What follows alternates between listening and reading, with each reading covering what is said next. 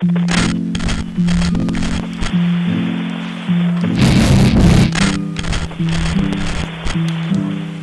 biasa, Biasparis balik lagi di hari Rabu yang spesial ini di program Dr. Lukas di channel Disciples Media. Dan yang akan kita bahas di episode kali ini adalah tentang penyakit hepatitis atau salah satu penyakit yang menyerang bagian liver dari tubuh kita.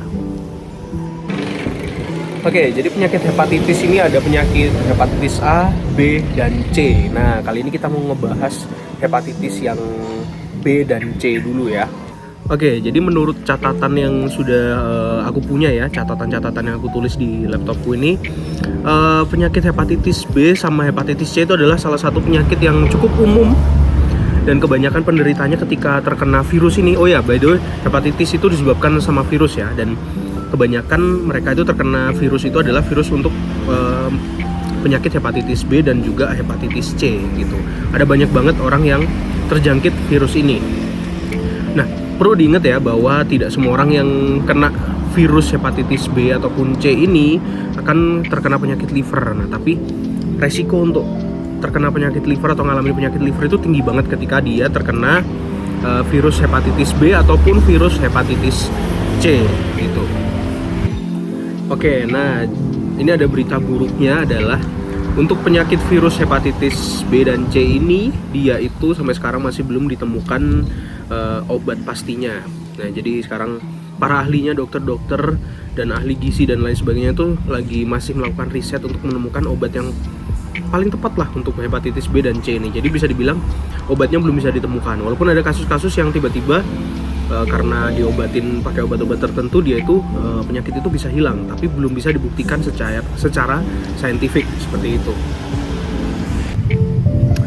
Oke, dan yang perlu diingat adalah dan lebih baik mencegah daripada mengobati. Nah, kalau untuk hepatitis B untuk sekarang itu sudah ada vaksinnya. Jadi kalian misalkan pingin vaksin hepatitis B, virus hepatitis B, itu bisa banget kalian bisa datang ke puskesmas terdekat atau ke rumah sakit yang punya layanan vaksin untuk hepatitis B. Gitu ya. Tapi untuk hepatitis C sampai sekarang vaksinnya juga masih belum ditemukan.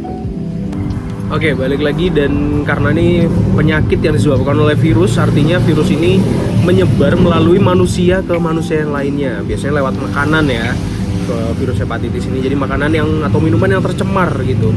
Biasanya orang itu bisa terkena virus hepatitis ini. Oke, balik lagi ke soal vaksin tadi ya. Fungsi dari vaksin itu secara umum, vaksin apapun itu adalah untuk memperkuat imun kita. Jadi bisa dibilang ada salah satu virus yang sudah dilemahkan. Virus apapun itu dilemahkan dan kemudian disuntikan ke tubuh kita, dan kemudian tubuh kita akan bereaksi dan menyebabkan dia itu sudah mengenal ketika ada virus yang real yang masuk ke tubuh kita. Dia itu udah kenal karena dia udah kasarnya sudah berlatih lah.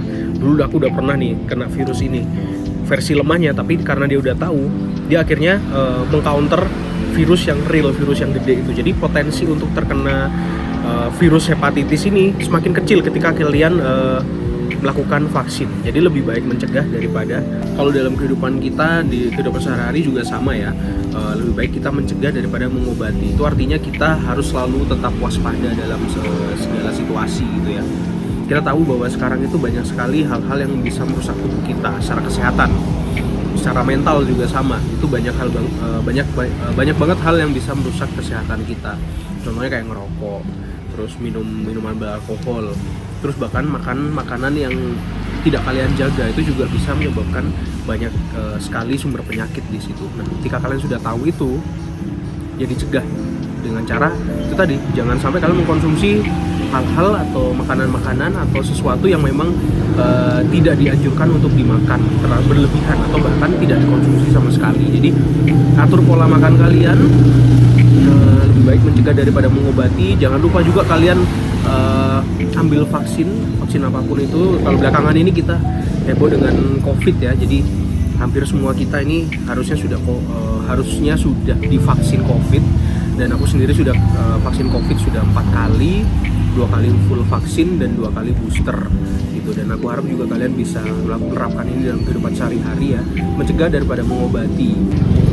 Oke, sampai di sini dulu Disciples Media kali ini, dan tentu saja aku Bias Paris akan balik lagi minggu depan dengan episode Dokter Lukas yang lainnya. Oke, sampai ketemu di episode minggu depan.